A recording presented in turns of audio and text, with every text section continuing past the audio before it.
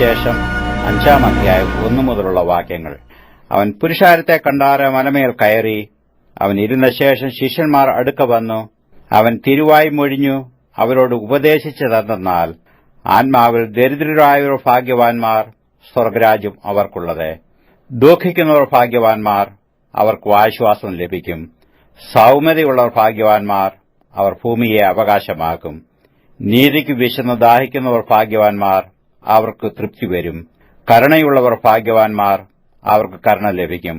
ഹൃദയശുദ്ധിയുള്ളവർ ഭാഗ്യവാന്മാർ, അവർ ദൈവത്തെ കാണും.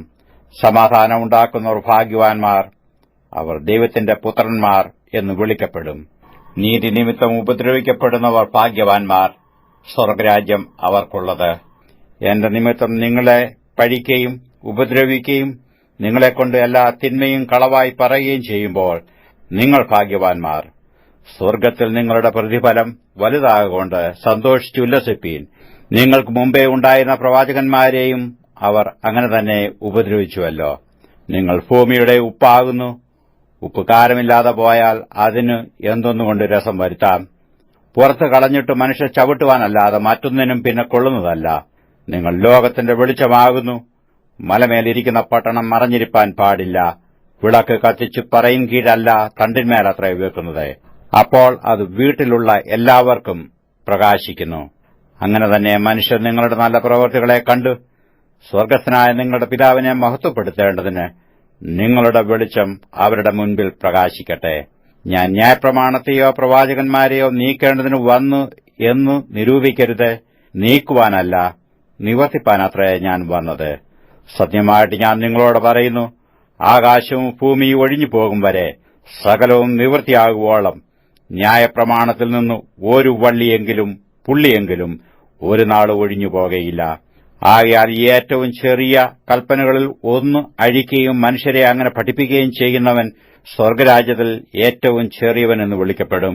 അവയെ ആചരിക്കുകയും പഠിപ്പിക്കുകയും ചെയ്യുന്നവനോ സ്വർഗരാജ്യത്തിൽ വലിയവനെന്ന് വിളിക്കപ്പെടും. നിങ്ങളുടെ നീതി ശാസ്ത്രിമാരുടെയും പരീശന്മാരുടെയും നീതിയെ കവിയുന്നില്ലെങ്കിൽ നിങ്ങൾ സ്വർഗരാജ്യത്തിൽ കടക്കയില്ല എന്ന് ഞാൻ നിങ്ങളോട് പറയുന്നു. കുല ചെയ്യരുത് എന്ന് ആരെങ്കിലും കുല ചെയ്താൽ ന്യായവിധിക്ക് യോഗ്യനാകുമെന്നും പൂർവന്മാരോട് അരുളിച്ചെയ്തത് നിങ്ങൾ കേട്ടിട്ടുണ്ടല്ലോ. ഞാനോ നിങ്ങളോട് പറയുന്നത്, സഹോദരനോട് കോപിക്കുന്നവൻ എല്ലാം ന്യായവിധിക്ക് യോഗ്യനാകും.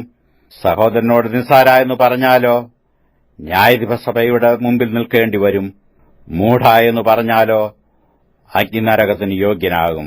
ആകയാൽ നിന്റെ വഴിപാട് യാഗപീഠത്തിങ്കൽ കൊണ്ടുവരുമ്പോൾ സഹോദരനു നിന്റെ നേരെ വല്ലത് ഉണ്ടെന്ന് അവിടെ വെച്ച് ഓർമ്മ വന്നാൽ നിന്റെ വഴിപാട് അവിടെ യാഗപീഠത്തിന്റെ മുമ്പിൽ വെച്ചേച്ച് ഒന്നാമത് ചെന്ന് സഹോദരനോട് നിരന്നുകൊള്ളുക.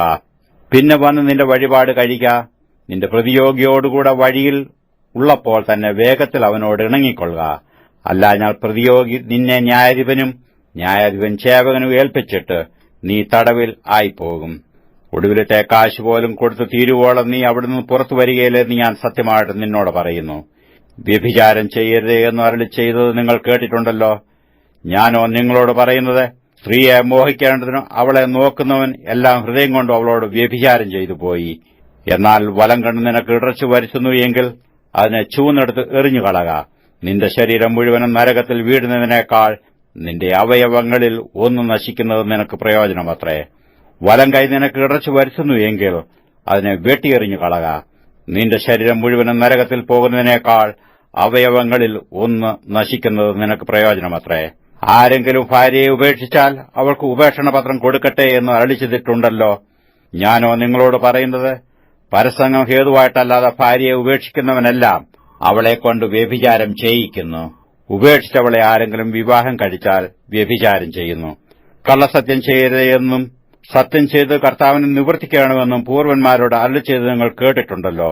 ഞാനോ നിങ്ങളോട് പറയുന്നത്, അശേഷം സത്യം ചെയ്യരുത്. സ്വർഗ്ഗത്തെ കൊണ്ടരുത്, അത് ദൈവത്തിന്റെ സിംഹാസനം. ഭൂമിയെ കൊണ്ടരുത്, അത് അവന്റെ പാദപീഠം. യെരുശലേമിനെ കൊണ്ടരുത്, അത് മഹാരാജാവിന്റെ നഗരം. നിന്റെ തലയെക്കൊണ്ട് സത്യം ചെയ്യരുത്. ഒരു രോമവും വെളുപ്പിപ്പാനോ കറുപ്പിപ്പാനോ നിനക്ക് കഴിയുകയില്ലല്ലോ.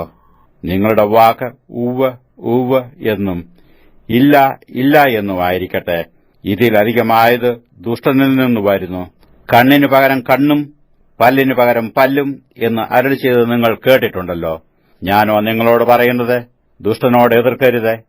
നിന്നെ വലത്തെ ചെകിട്ടത്ത് അടിക്കുന്നവന് മറ്റേതും തിരിച്ചു കാണിക്ക. നിന്നോട് വ്യവഹരിച്ച് നിന്റെ വസ്ത്രമെടുപ്പാൻ ഇച്ഛിക്കുന്നവന് നിന്റെ പുതപ്പും വിട്ടുകൊടുക്ക. ഒരുത്തൻ നിന്നെ ഒരു നാഴിക വഴി പോകുവാൻ നിർബന്ധിച്ചാൽ 2 അവനോടുകൂടെ പോക. നിന്നോട് യാചിക്കുന്നവന് കൊടുക്ക. വായ്പ വാങ്ങുവാൻ ഇച്ഛിക്കുന്നവനെ ഒഴിഞ്ഞുകളയരുത്. കൂട്ടുകാരനെ സ്നേഹിക്ക എന്നും ശത്രുവിനെ പകയ്ക്ക എന്നും അരുളി ചെയ്ത് നിങ്ങൾ കേട്ടിട്ടുണ്ടല്ലോ. ഞാനോ നിങ്ങളോട് പറയുന്നത്, നിങ്ങളുടെ ശത്രുക്കളെ സ്നേഹിപ്പീൻ, നിങ്ങളെ ഉപദ്രവിക്കുന്നവർക്കു വേണ്ടി പ്രാർത്ഥിപ്പീൻ. സ്വർഗ്ഗസ്ഥനായ നിങ്ങളുടെ പിതാവിന് പുത്രന്മാരായി തീരേണ്ടതിന് തന്നെ അവൻ ദുഷ്ടന്മാരുടെ മേലും നല്ലവരുടെ മേലും തന്റെ സൂര്യനെ ഉദിപ്പിക്കുകയും നീതിമാന്മാരുടെ മേലും നീതികെട്ടവരുടെ മേലും മഴ പെയ്യുകയും ചെയ്യുന്നുവല്ലോ. നിങ്ങളെ സ്നേഹിക്കുന്നവരെ സ്നേഹിച്ചാൽ നിങ്ങൾക്ക് എന്തു പ്രതിഫലം? ചുങ്കക്കാരും അങ്ങനെ തന്നെ ചെയ്യുന്നില്ലയോ? സഹോദരന്മാരെ മാത്രം വന്ദനം ചെയ്താൽ നിങ്ങൾക്ക് എന്തു വിശേഷം ചെയ്യുന്നു? ജാതികളും അങ്ങനെ തന്നെ ചെയ്യുന്നില്ലയോ? ആകയാൽ നിങ്ങളുടെ സ്വർഗീയ പിതാവ് സൽഗുണപൂർണനായിരിക്കുന്നതുപോലെ നിങ്ങളും സൽഗുണപൂർണരാകുവീൻ.